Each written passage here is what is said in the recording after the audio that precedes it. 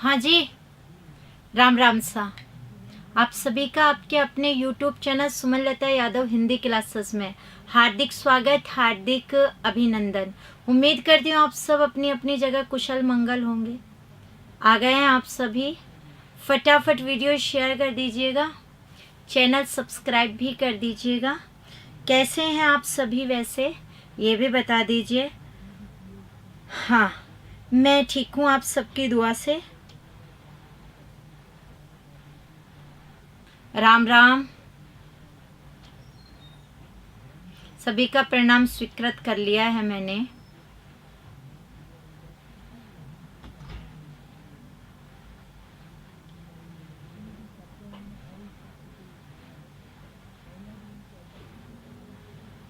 ठीक है दिनेश जी, आज तो टाइम पर आ गए हैं आप, हैं? बड़ी अच्छी बात है, वैसे टाइम पर आ जाना चाहिए। थोड़ी मैं ही शायद लेट हूँ, क्या पता। जय माता दी रानी।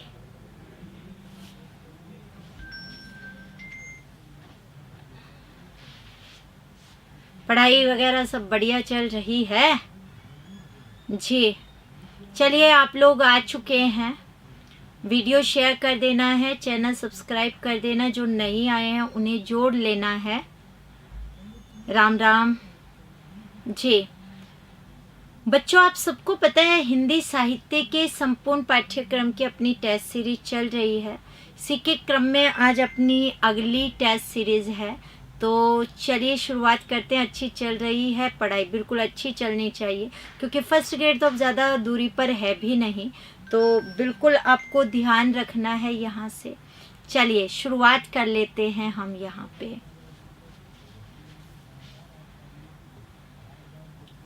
पहला प्रश्न देखो आप लोग, इनमें से कौन सी रचना तुलसीदास की नहीं है?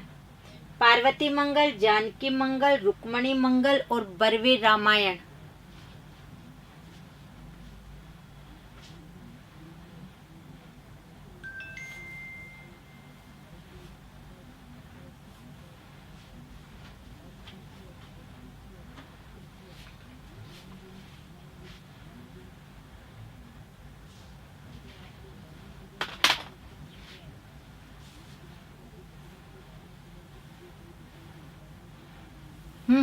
आंसर आ चुका है। आपकी पहली क्लास है मोहित खोड़ा, स्वागत है बेटा।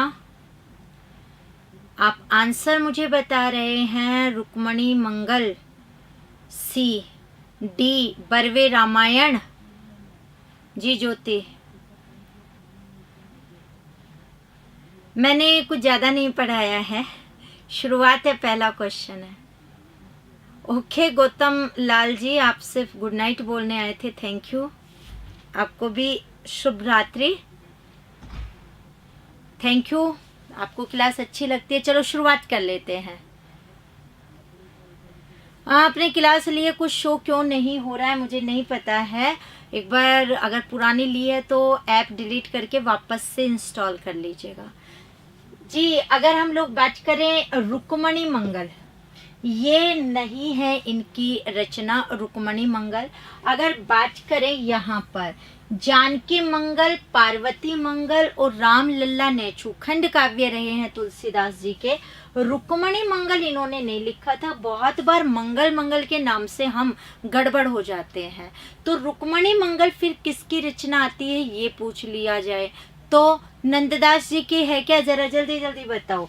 बरवे रामायण इनके मित्र रहे रहीम, रहीम जी के कहने पर, अगर कहें बरवे छंद में, इन्होंने बरवे रामायण की क्या की थी, रचना की थी, तो ये बरवे छंद के अंतर्गत किया गया है। ओके, रोशनी भी रोशन दी भी आ गई हैं, वाह बहुत अच्छी बात है जी। आगे की बात करते हैं। अब ये तो गौरव लाल जी मुझे पता नहीं, अब किसी ने कह दिया हो वो एक अलग बात है। चलिए अब हम लोग बात करते हैं इससे आगे की। सेकंड प्रश्न, श्री रामार्चन पद्धति ग्रंथ के रचयिता कौन है? शंकराचार्य, तुलसीदास, अग्रदास और रामानंद। बच्चों ये चार ऑप्शन है, ये इसके अंतर्गत है।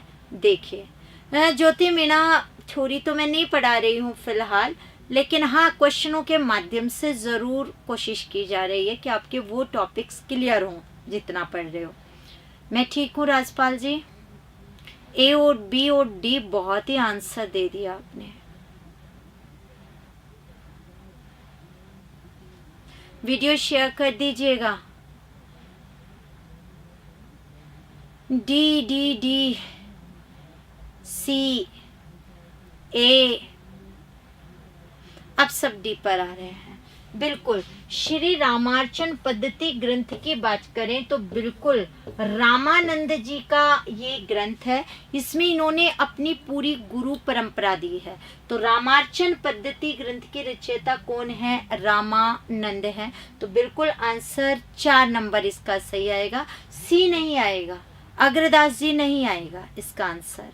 ठीक है, आगे की बात करते हैं। राघवानंद जी, हाँ इनके गुरु के उसमें आ जाते हैं।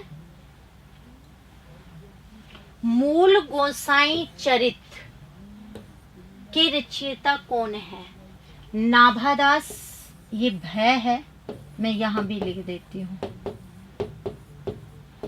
नंददास, प्रियादास, बेनी माधवदास।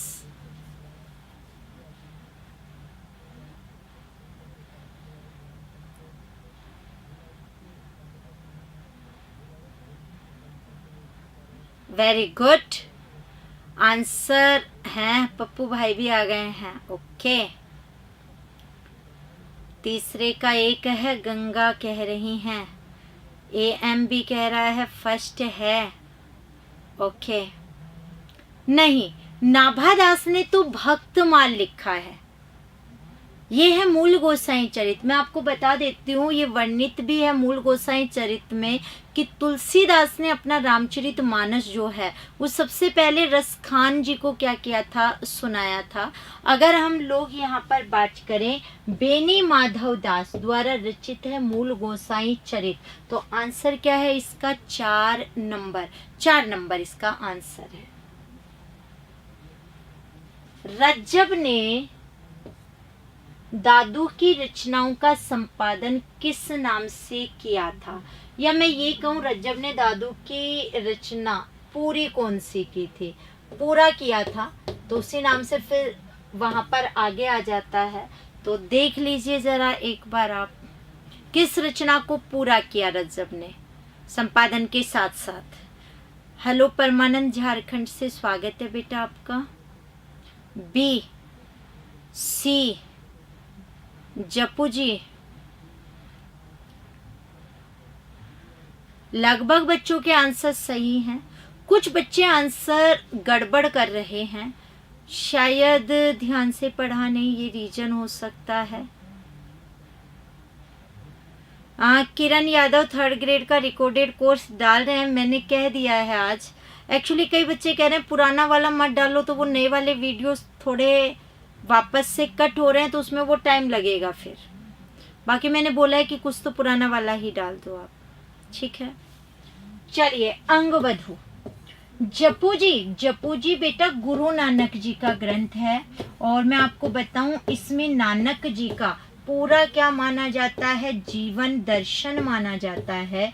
ये कहते हैं प्रत्येक सिख प्रातः काल उठकर इसका क्या करते हैं? पाठ करते हैं। सोहिला भी कहें तो गुरु नानक जी की ही क्या है? रचना है।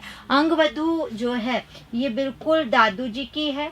और बात करें रज्जब जी की, तो ये सांगानेर जयपुर के क्या थे बच्चों? रहने वाले थे।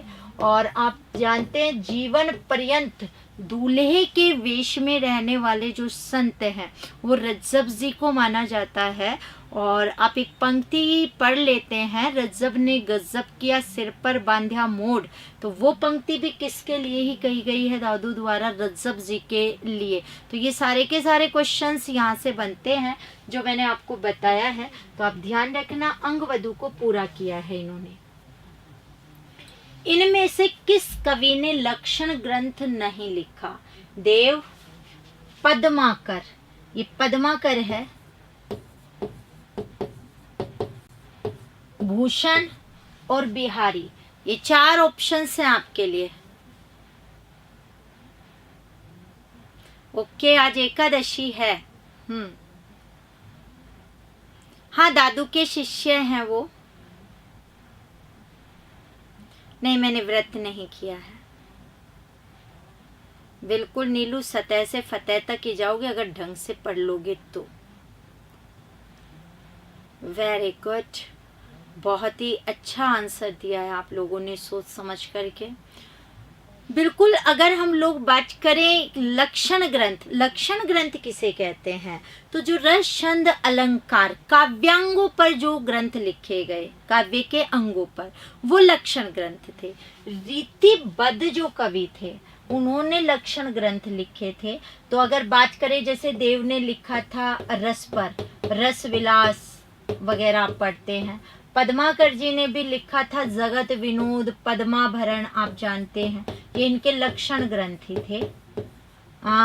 भूषण जी का बिल्कुल काव्य निर्णय, वो सॉरी शिवराज भूषण, काव्य निर्णय भिखारी दास जी का था, वो मैंने उस हिसाब से बोल दिया, उनका था। भूषण का शिवराज भूषण, ये अलंकार ग्रंथ था लक्षण ग्रंथ में, शिवराज भूषण, ये इनके लक्षण ग्रंथ है। बिहारी जी इसका आंसर है। बिहारी रीति सिद्ध कवि थे। इन्हें अगर मैं कहूँ तो आप ये कह सकते हो कि लक्षणों का ज्ञान था, लेकिन लक्षण ग्रंथों की क्या नहीं की थी, रचना नहीं की थी। तो ये बिहारी जी इसका क्या रहेगा आंसर। और ये बाकी जो तीनों कवि हैं ये रीतिबद्ध कवि हैं। ठीक है, तो मैंने ये सारे प्रश्न आपको बता दिए हैं इसके अंतर्गत, तो आपको क्लियर हो गया होगा मेरे हिसाब से, काफी हो जाना चाहिए क्लियर यहाँ से। अब हम आगे पढ़ाएंगे। छठा प्रश्न, वृंद सतसई की विषय वस्तु क्या है। नायिका भेद, श्रृंगार, श्रृंगार शुद्ध ऐसे लिखा जाएगा, टाइपिंग मिस्टेक मैंने सही कर दिया, नीति और भक्ति। जल्दी जल्दी बता दीजिएगा आप। ऑफलाइन कोर्स नहीं मिल रहा है, ऑफलाइन तो क्लास होगी बेटा, है ना। सेकंड ग्रेड का 12-13 हजार रुपये फीस है।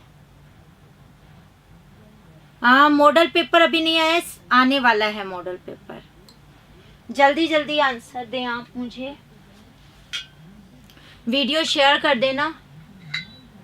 नीति लग रहा है समझता।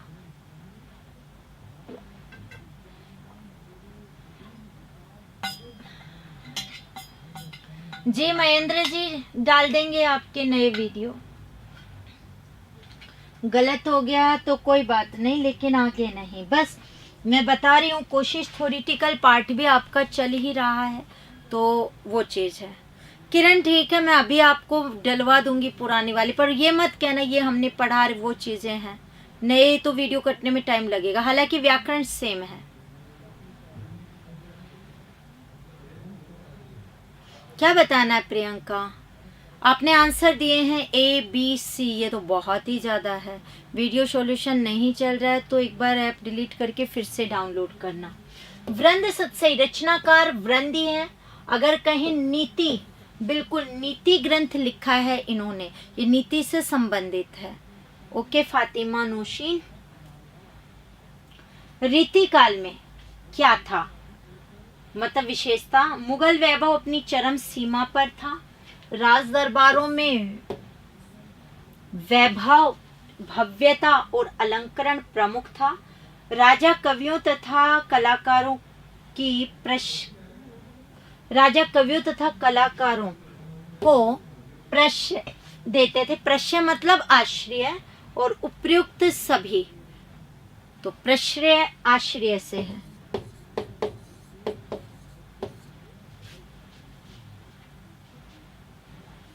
आपके क्वेश्चन आता है ना, विशेषताएं किस काल की कौन सी है, तो उसके तहत पूछ रही हूँ।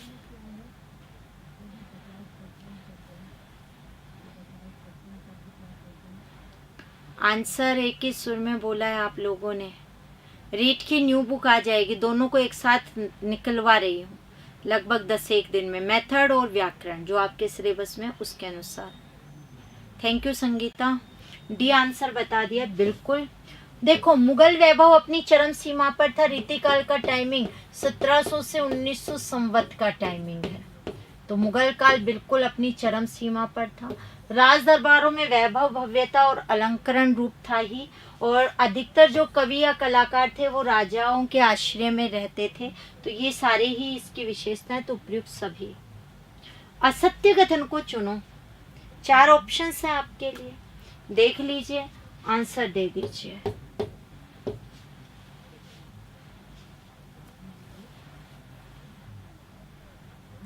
लाइव की फीस आज ऑफर चल रहा है तो 6,000 तक होगी शायद, और वैसे शायद 6,500 होती है। रिकॉर्डेड की कम है, वो आप ऐप पर देख लो प्लीज।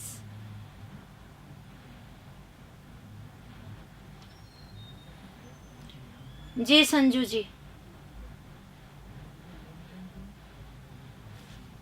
1-2 दिन वेट कीजिएगा।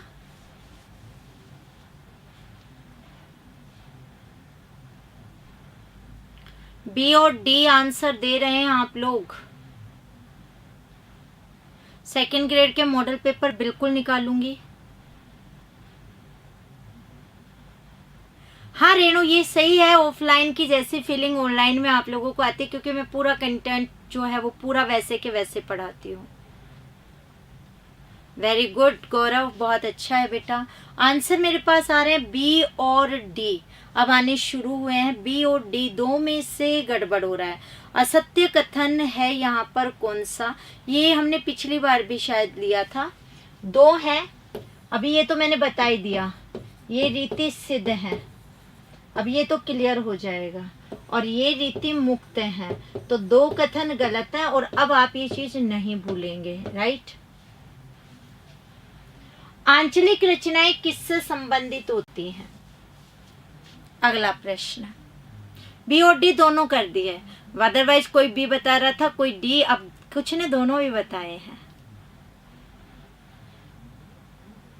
फर्स्ट ग्रेड के मॉडल पेपर सितंबर चल रहा है, कोशिश है, देखते हैं, कंफर्म नहीं है अभी तो।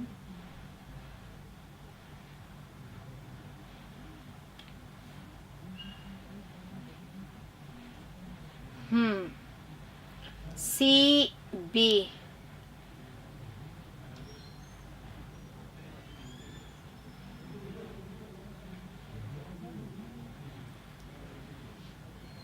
हाँ बिल्कुल, आपका आंसर सही है। आंचलिक, आंचलिक अंचल धन किसी अंचल यानी क्षेत्र विशेष पर लिखी गई रचनाएं।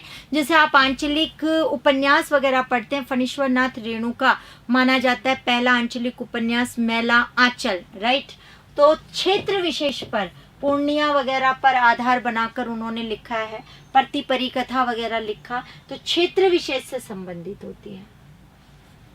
नर के अरु नल नीर की गति एके करी जोय, जेती नीचे है चलो तेती ऊंचो होय। ये जो पंक्तियां हैं इनके रचयिता कौन है? ये वैसे होय आ जाएगा। 4 ऑप्शन है, शायद सही आंसर दे देंगे।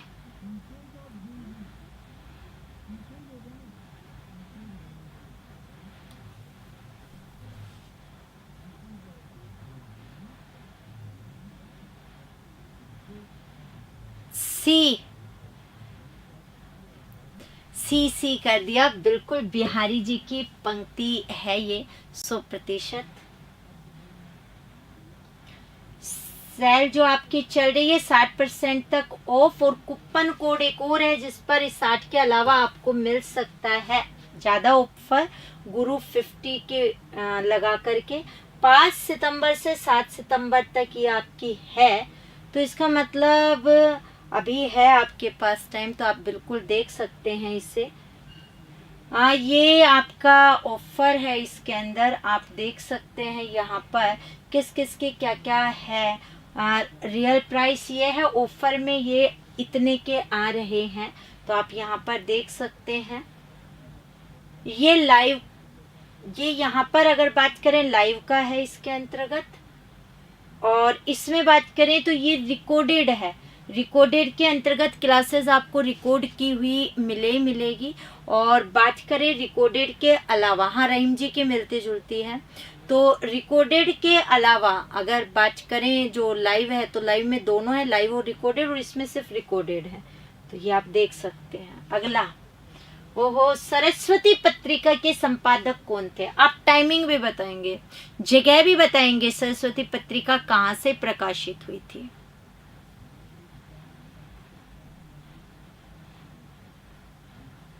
जी मनीषा, मैंने देख लिया है बेटा आपका।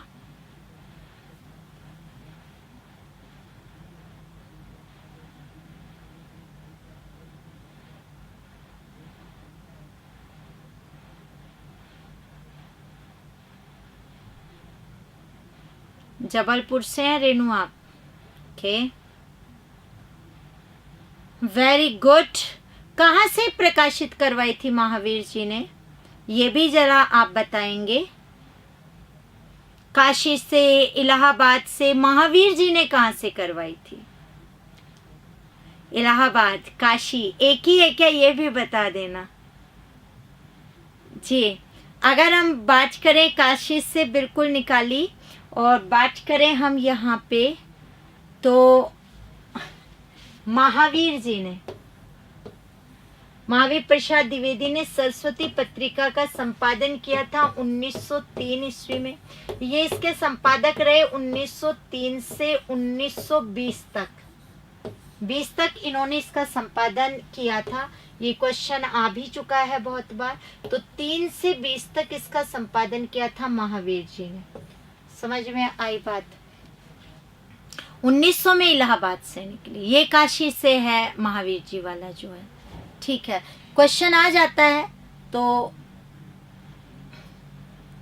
बेटा आपने हिस्ट्री क्लियर करके फिर इंस्टॉल नहीं किया होगा, इसलिए नहीं हो रहा होगा, बाकी और कुछ नहीं है बेटा। प्लेलिस्ट तो तस्लीम खान बनी हुई है, हाँ ऐप में पढ़ रखा है आपने, ओके। संस्कृति के 4 अध्याय किसकी रचना है? आपको अगर टाइमिंग पता है संस्कृति के 4 अध्याय का तो प्लीज बताइएगा।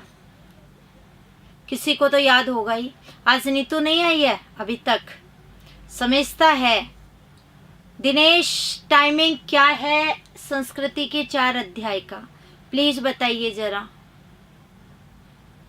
रचनाकार में मतलब आप बता रहे हैं ए और बी मुझे। हाँ नीलम, ये आप बिल्कुल सही बता रहे हैं जी, ये बिल्कुल सही है कि इस पर इन्हें मिला था साहित्य अकादमी पुरस्कार। किसको? तब रचनाकार हमारे आएंगे। टाइमिंग भी बताना शुरू कर दिया, बहुत ही अच्छी बात है। इस हिसाब से एक्चुअली आपको टाइमिंग भी याद हो जाएगा। रामधारी सिंह दिनकर, दिनकर उपनाम है इनकी, ये रचना है निबंधात्मक ग्रंथ है। बहुत बच्चों ने आंसर दे दिया है कि बिल्कुल 1956 में ये लिखा गया इनका निबंध, जिस पर इन्हें मिला था साहित्य अकादमी पुरस्कार। रामधारी सिंह दिनकर की ये रचना है। अपभ्रंश में कृष्ण काव्य के प्रणेता कौन है? पुष्पदंत, शालिभद्र सूरी, स्वयंभू, हरिभद्र सूरी। हाँ बिल्कुल अंजू, 1960 में इस पर साहित्य अकादमी मिला। बाकी रचना का टाइम आप बहुत ध्यान रखना इसका।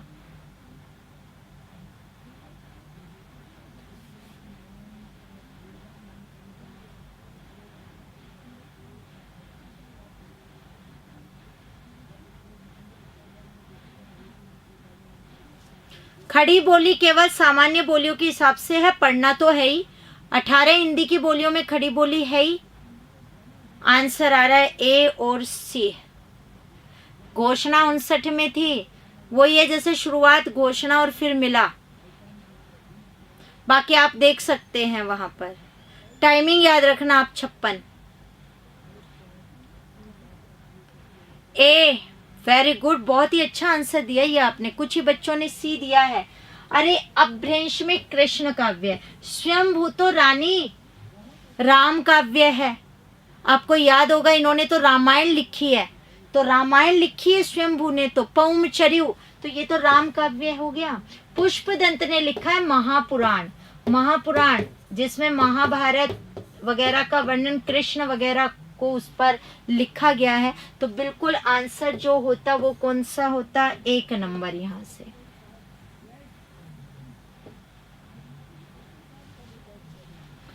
अशोक के फूल के रचनाकार कौन है? कुबेरनाथ रॉय, गुलाब राय, रामचंद्र शुक्ल और हजारी प्रसाद द्विवेदी। जल्दी जल्दी आंसर दो।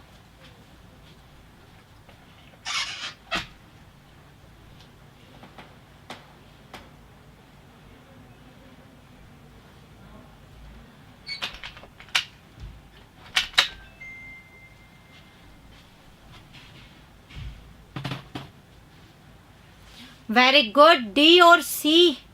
D D D D, very good.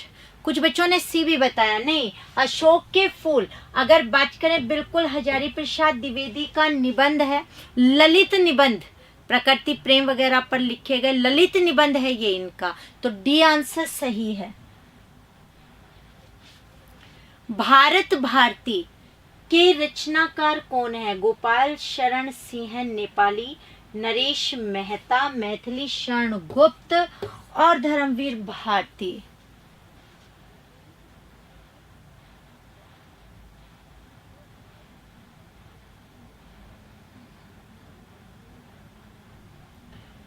Answer देना शुरू कर दिया आपने। सी, ओके। हाँ, शिरीष के फूल चल रहा है जो कल्पलता वाले निबंध से संकलित है, वो भी हजारी जी का है। Good, very good. टाइमिंग भी बता रहे हैं, हालांकि मुझे पता था इसका टाइमिंग आपको पता है। भारत भारती, इसकी रचना हुई थी 1912 ईस्वी में। अंग्रेज सरकार द्वारा इसे क्या किया गया था? जब्त कर लिया गया था। और आपको पता है इस रचना के बाद में महात्मा गांधी जी ने इन्हें मैथिली शरण गुप्त जी को कहा था राष्ट्र कवि। तो वो चीज भी आप ध्यान रख सकते हैं। तो 1912 इसका क्या है टाइम, गुप्त जी की रचना। आगे देखो, हिंदी के सर्वप्रथम प्रकाशित पत्र का नाम क्या है? और आप इसका टाइमिंग भी बताएंगे। बहुत बार आया है, बिल्कुल 1936 में कहा है गांधी जी ने राष्ट्र कवि। मैथिली शरण गुप्त जी को जेल गए इसके लिए। गुड,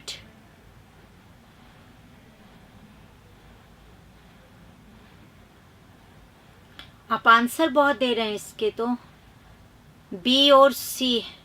टाइमिंग भी बता दो। इसका टाइमिंग 1826 नहीं चाहिए मुझे, डेट के साथ चाहिए।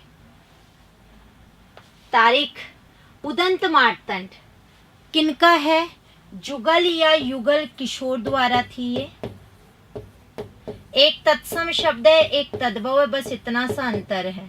जुगल तद्भव है और युगल तत्सम है। किशोर इसके संपादक रहे। 1826 तो मुझे दिख गया, लेकिन उसके अलावा का टाइमिंग पूछ रही थी। तो 30 मई 1826 इसका टाइमिंग है। कई जगह 26 मई लिखा है, प्लीज आप उसमें करेक्शन कर सकते हैं। तो 30 मई 1826 जुगल किशोर या युगल किशोर के द्वारा उदंत मार्तंड पहला ये अपना आया है। एसआई के लाइव क्लासेस चल रही हैं। सरस्वती हमने पढ़ ही लिया है। नागरिक प्रचारणी पत्रिका है 6 के, उसमें आप पढ़ लेते हो। आगे देखो, जन्मेजय का नाग यज्ञ। जन्मेजय का नाग यज्ञ किसकी कृति है? सेठ गोविंद दास की, जयशंकर प्रसाद की, लक्ष्मी नारायण लाल की और गोविंद वल्लभ पंत की। अंगूर की बेटी लिखा है गोविंद वल्लभ पंत ने। 96 पत्रिका जो थी नागरी।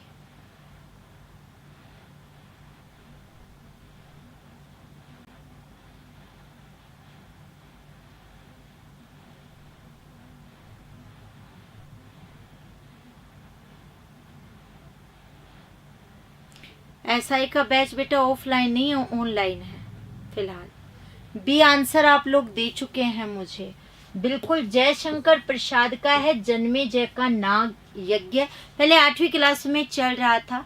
ऐतिहासिक घटना पर ही लिखा है, आपको पता ही है नाटक सम्राट है जयशंकर प्रसाद, और उसमें भी ऐतिहासिक नाटक इन्होंने लिखे हैं जो रंगमंच की दृष्टि से उपयुक्त नहीं माने जाते, क्योंकि संवाद इनके नाटकों के बड़े रहे, पात्रों की संख्या भी क्या रही, ज्यादा रही, भाषा शैली थोड़ी क्लिष्ट रही, तत्सम प्रधान के उसके अंतर्गत रही थी।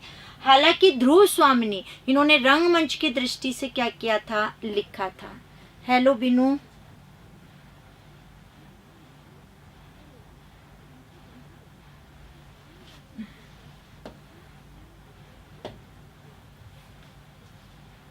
छायावाद के प्रवर्तक का नाम क्या है? 4 ऑप्शन है आपके लिए, फटाफट जवाब दे दीजिए।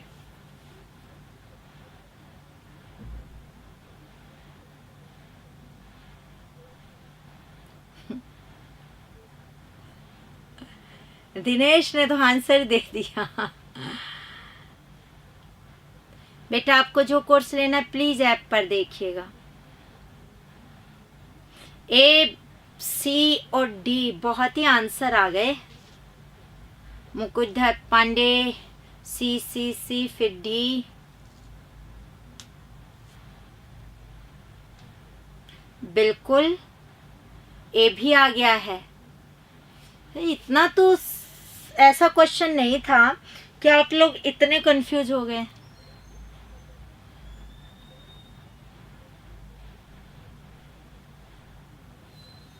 ठीक है, चलिए बात करते हैं। अगर बच्चों हम लोग यहाँ पर बात करें, छायावाद के प्रवर्तक का नाम पूछा है, तो कई बच्चे मुकुटधर पांडे कर रहे हैं। बेटा मुकुटधर पांडे को माना इसका प्रवर्तक शुक्ल जी ने। हाँ, छायावाद शब्द का प्रयोग आप मुकुटधर पांडे की रचना में देख सकते हैं सबसे पहले, और रहस्यवाद भी इन्होंने कहा, हालांकि कहीं तो शुक्ल जी ने भी कहा रहस्यवाद, तो वो तो ठीक है, पर यहाँ पूछा है किसी के अकॉर्डिंग नहीं, सर्वमान्य रूप से। तो सर्वमान्य रूप से तो इसका आंसर क्या है, जयशंकर प्रसाद। श्रीधर पाठक तो स्वच्छंदतावाद के प्रवर्तक माने गए हैं, और वो किसके अनुसार माने गए हैं, शुक्ल जी ने। शुक्ल जी ने माना है उन्हें भी, तो ये स्वच्छंदतावाद के हैं। तो यहाँ आंसर होता क्या, जयशंकर प्रसाद। प्रेम सागर के रचनाकार कौन है, जरा बता दो।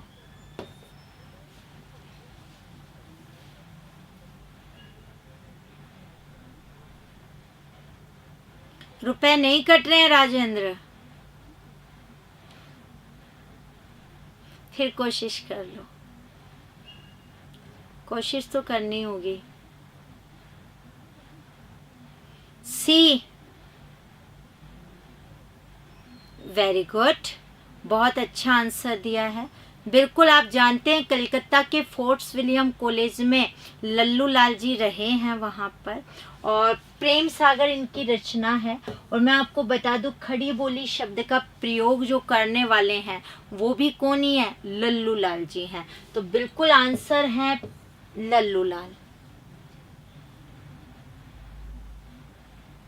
हाँ, मैं समझ गई राजेंद्र कि जब कोर्स ले रहे हो तब पेमेंट नहीं हो रहा है, आप उसके लिए सिर्फ मुझे या तो अपने नंबर सेंड कर सकते हैं, मैं टीम को भेज सकती हूँ आगे, बाकी मेरे पास कोई ऑप्शन है नहीं, मुझे इतना पता भी नहीं है इस चीज का। प्रगतिवाद उपयोगितावाद का दूसरा नाम है, यह कथन किसका है, रामविलास जी का, प्रेमचंद जी का, नंद दुलारे जी का, और सुमित्रा नंदन पंत जी का।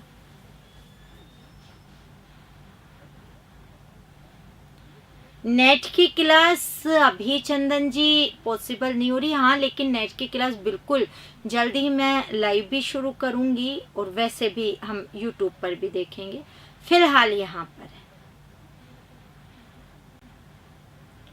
आंसर, आप बता रहे हैं ए और सी। रीड की बुक एक साथ आ रही है पूजा, टेंशन न लो, आप वो पढ़ सकते हैं। वेरी गुड, सी और ए 2 आंसर आ रहे हैं, मतलब ये तो ठीक है, प्रेमचंद की ओर तो नहीं जा रहे। बिल्कुल नंद दुलारे वाजपेयी, नंद दुलारे वाजपेयी जी ने कहा है प्रगतिवाद उपयोगितावाद का दूसरा नाम है। तोड़ती पत्थर, वैसे वह तोड़ती पत्थर भी मिल जाएगा, आया इतना ही था तो मैंने वही इसमें लिखा कि कवि कौन है, बाकी वह तोड़ती पत्थर मिल जाता है ना। उपनाम है ये निराला का, तो सिंगल इन्वर्टेड कोमा में।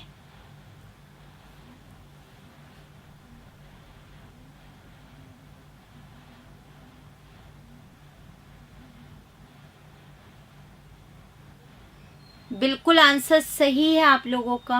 आप मुझे जवाब दे रहे हैं सी, सूर्यकांत त्रिपाठी निराला।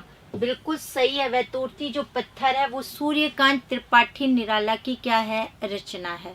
सही है सभी का आंसर।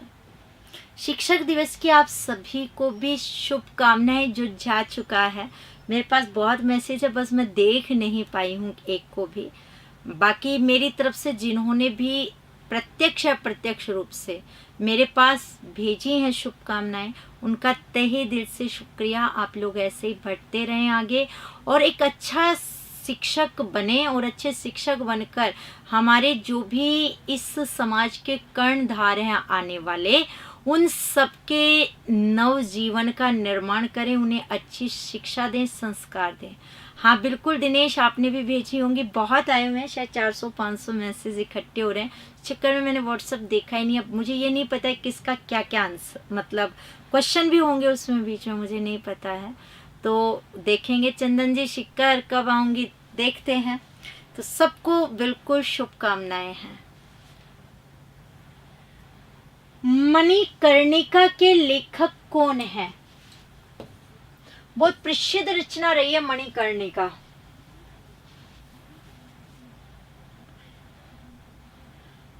तो जिसको भी मैं नहीं दे पाई, अब यहां से मैं आपको शुभकामनाएं दे देती हूँ। बुक दिखाऊंगी, सॉरी बेटा।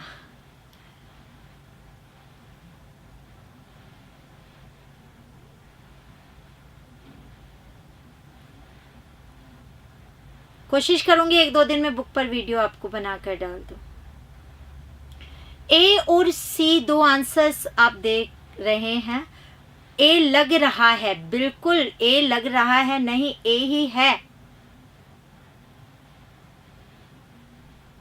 पर कह रहे हैं सी है शोर, तुलसीदास। अब ये जरूर है, ये बहुत ही फेमस रचना है, धर्म जी की नहीं है और सूरजपाल चौहान की भी नहीं है। मैंने आपको सिर्फ 2 ही ऑप्शंस पर अब क्या कर दिया है, अटका दिया है। दोनों में से एक दे दो बेटा। टेस्ट सीरीज में तो ऐसा कोई ऑफर नहीं है, देखो मैंने बता दिया है आपको, टेस्ट सीरीज में ऑफर नहीं है। बहुत ही अच्छा सा ये क्वेश्चन है।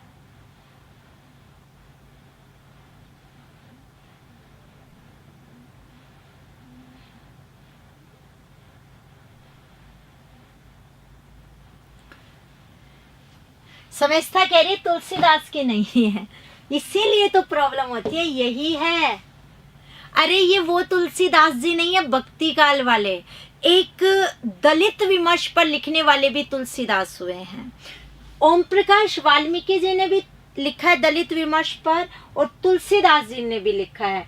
मणिकर्णिका बिल्कुल श्योर आंसर क्या है, सी। तो आंसर इसका सी ही है।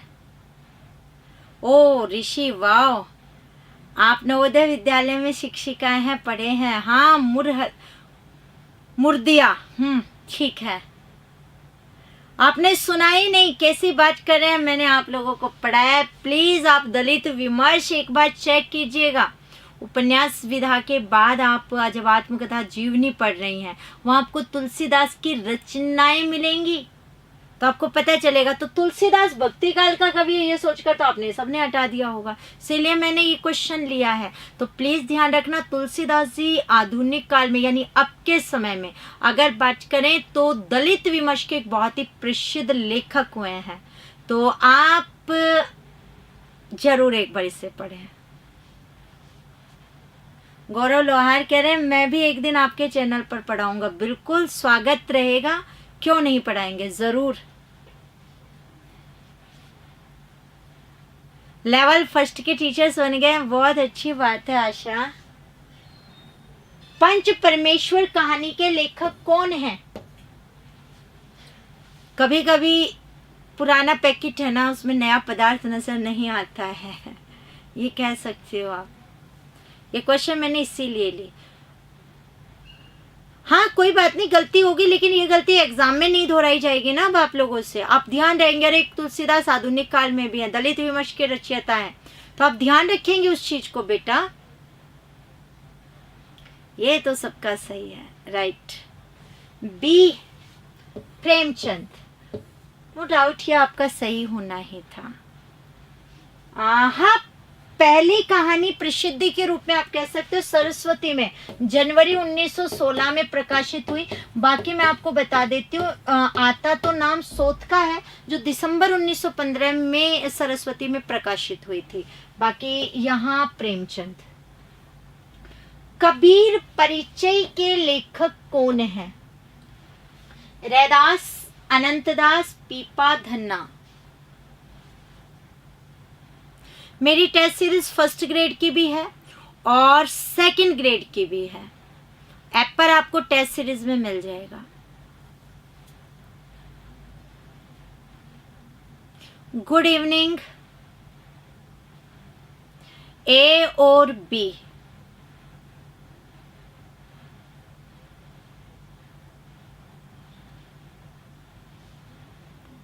वेरी गुड, अब बिल्कुल सही आ रहा है। बिल्कुल, कबीर परिचय की बात करें अगर हम, तो अनंतदास ने कबीर परिचय की रचना की थी। खाली कबीर नाम से लिखा है, हजारी प्रसाद द्विवेदी ने आलोचना जो है और कबीर ग्रंथावली बात करें तो श्याम सुंदर दास ने, जो उनकी प्रामाणिक टीकाओं के अंतर्गत आती है। ठीक है, ये 24 आपके क्वेश्चन है। इतना ही है आज के लिए, तो अपना ध्यान रखिएगा, वीडियो शेयर कर दीजिएगा, चैनल सब्सक्राइब कर दीजिएगा। आगे की बात नेक्स्ट क्लास में फिर मिलते हैं, अपना ध्यान रखिएगा। राम राम सा।